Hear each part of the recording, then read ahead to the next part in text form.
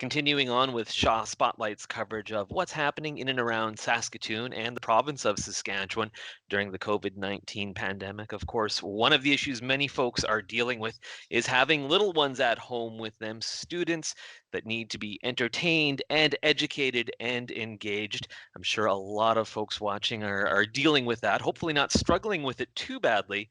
But the folks at the Saskatchewan Wildlife Federation may have some solutions. Very happy to be joined by Shannon Anderson from the SWF. Shannon, talk a little bit about some of the projects that you have underway that's maybe helping folks out that are in this situation.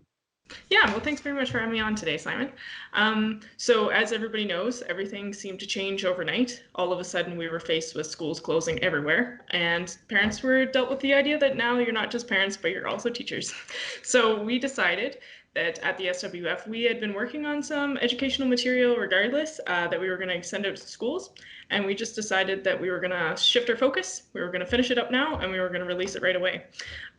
So what we did first was we put out a couple of programs. We call them Classroom in a Boxes, and so they're based on a specific topic. So one, for instance, is about all kinds of birds in Saskatchewan, and then another one is about native fish species. And so these are just like documents that we built up that have a bunch of activities in them.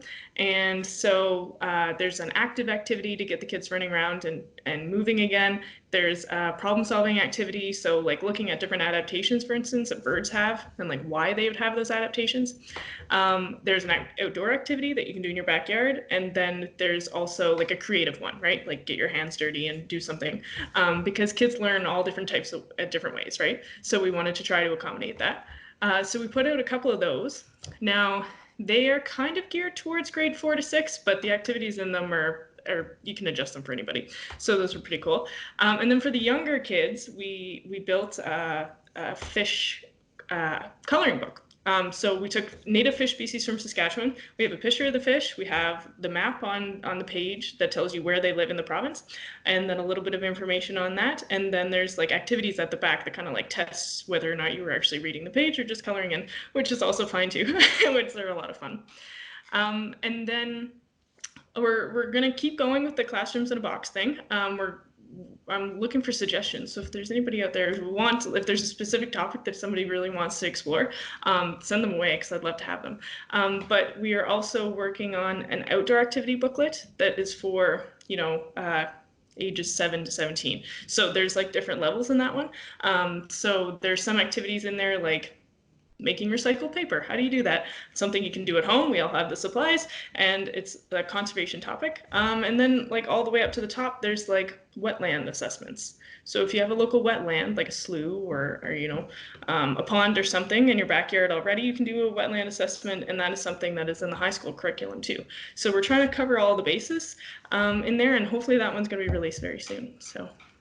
That's great. I think those activities that are getting people and especially kids outside, of course, while being safe and maintaining Yeah. social distancing, that's probably going to really appeal because there's limited ways to entertain yourself without a little bit of guidance outside, as opposed to just Yeah. pushing the kids out and saying, "Okay, go be Yeah. Go. outside." Great to give them some activities to do Yeah. while they're out there getting some air. Absolutely. And like these activities, they can very easily be done social distancing, right? They're meant to be done in your backyard. Right. So that's something good. It's also springtime, right? So the grasses are going to be turning green here soon. The bugs are coming out. Birds are singing. There's so much going on that you can see right in your backyard.